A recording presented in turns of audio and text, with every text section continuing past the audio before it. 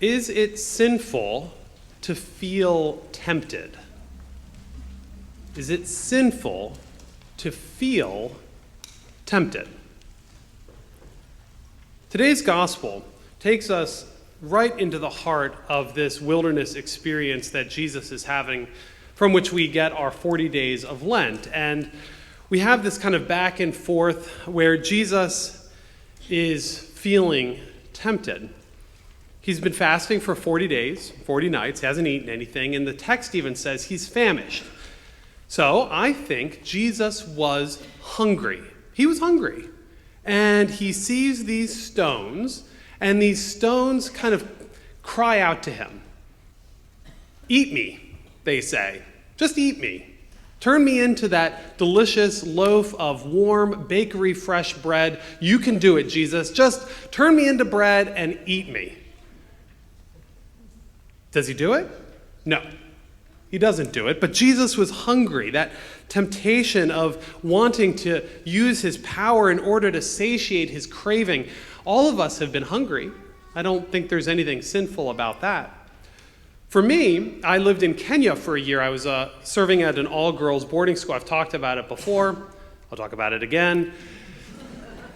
After college, and the food in Kenya, for those of you who have been to Kenya, the food is very, very different. It's just so different that I did not care for most of the food. For those of you who have ever been out to a meal with me, you know I'm a little picky, right? Yeah, there we go. I ended up, to put it in perspective, I ended up losing 15 pounds when I was 23 years old, and I did not have 15 pounds to lose back then. I was hungry. I was tempted. Not tempted to go to the grocery store and to buy something new, because there actually wasn't much new to buy at the grocery store, but tempted rather on the phone with my mom to say, Mom, you have to send me some food from America. Please send me some fill in the blank. We'll go with Oreos, because why not?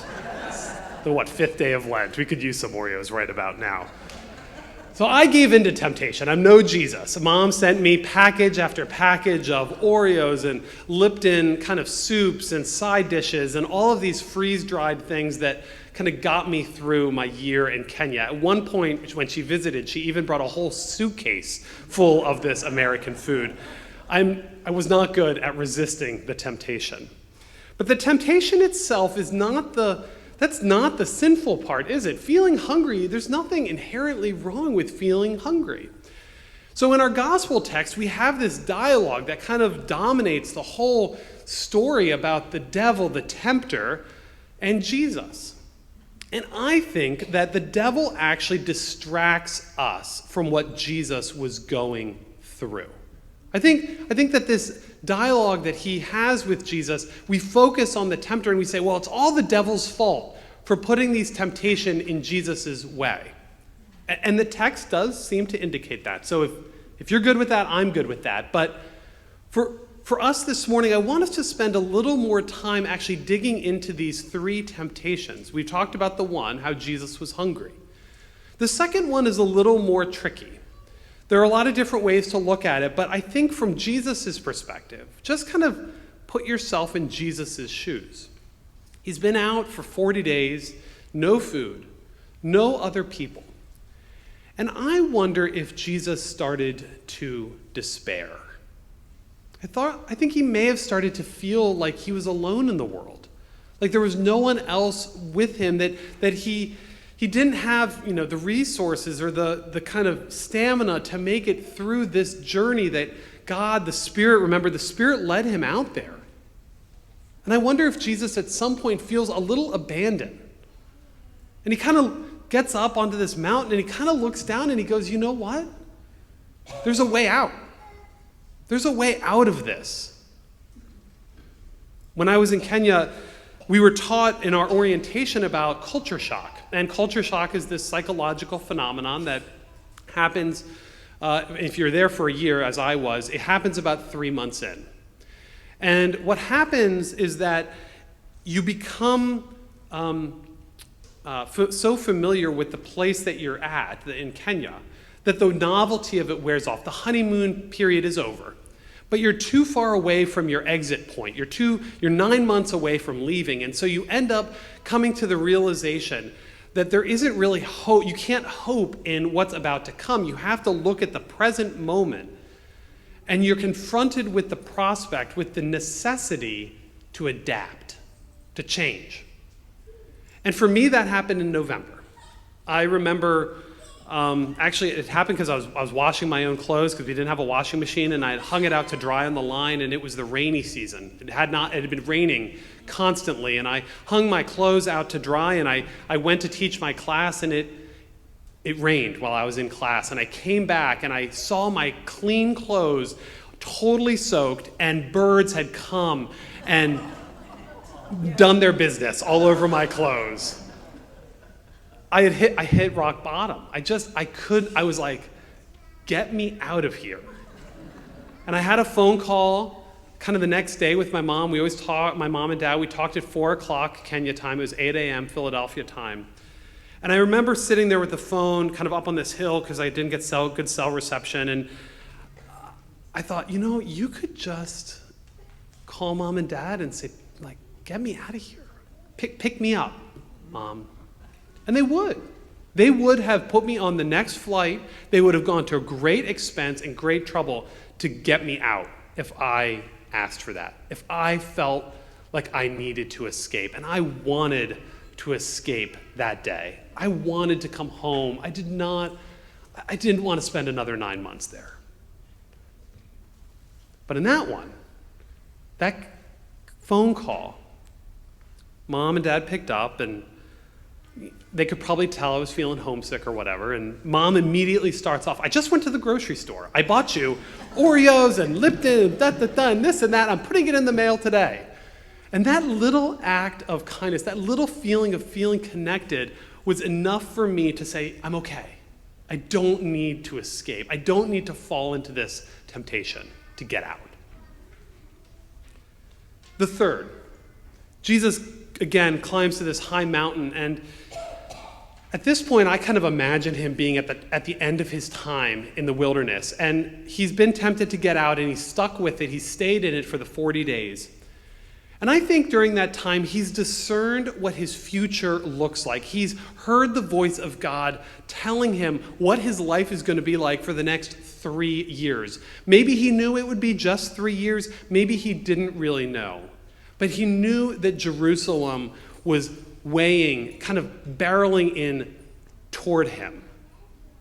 And I think Jesus looked around at the wilderness without those people. He looked around at his surroundings and he said, you know what? I've made it this far. I've made it 40 days in the wilderness. I don't want to go back. I don't want to kind of go forward to what God has to call me. It would just be easier kind of for me to master this place, for me to kind of be the master of all of this place, for me to take over, for me to be the leader, rather than to make the sacrifice. Jesus was tempted, I think, to take the difficulty he had gone through and to say, I've mastered this. I can master being the king. I can master being the king. I could do this. I could just take everything over and make it mine. It could all be mine. Jesus is tempted. For me, it was a little different. But towards the end of my time at Kenya, my housemate and I came up with this plan.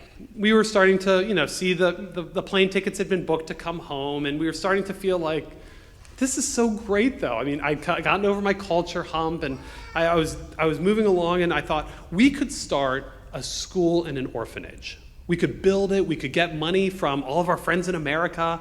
We could run it our way without all the problems that all these Kenyan places have. We could do it so well. It would be great. We would help so many kids. And we came up with this whole plan. We have a napkin somewhere that has like a layout of the place, and I think we came up with a name or something. We were tempted to not come back home. We were tempted to kind of stay with what had become familiar to us, and not just to stay there, but to actually kind of presume that we could do it better than anyone else. That temptation, for that some people look at that third temptation as political power. I don't think it has to be political. I think it's just a superior power, that I am superior in some way because I know this, I've mastered this, I got this in the bag. But in the same way that my parents had kind of saved me from my hunger, my parents had kind of saved me from being tempted about escaping, in the same way my parents kind of had prepared this whole piece about coming home and how God was calling me to go to divinity school and kind of look out at the rest of my life. And with Jesus, we see in each of his responses, when he's tempted, we see that his responses are not just located in Scripture, but that his responses drive him back to his relationship, his dependence on God. The temptations come because he feels pulled apart from God. He feels isolated from God. He feels isolated from the people who are God's voice for him. And so I think for so many of us, we look at this passage and I think we get distracted because of that devil's voice. I think sometimes we need to turn the devil's voice down and we need to turn God's voice up. And in Jesus Christ, we see someone who is so similar to us. He's so human that I believe he has experienced the temptations just like we experience, and even more so. And he had to make the difficult choices that we have to make, but even more so. And for Jesus, making those choices, it's not about looking at temptation and saying, you should have the willpower to not fall into temptation. It's not about willpower so much for Jesus. What we learned about combating or overcoming or dealing with temptation from this passage is that it's about relationship. It's the relationship, it's the connectedness with God and with God's people that actually gives us the ability, the power, the strength to make the choice against the temptation. Not always about willpower. Willpower is going to give out. But staying connected with God, remembering God, and seeing in Jesus kind of a mirror of your own temptation gives us that connection so that we might have a choice. And if you fall into that temptation, you're not Jesus. Just remember that too. We're forgiven. We're kind of picked up and moved along. But I pray that this Lent, that you and I would be able to maybe put ourselves, through our disciplines, in a little bit of temptation. Just so that we can kind of practice with that. And that temptation drives us not back to our willpower, but really back to God. Amen.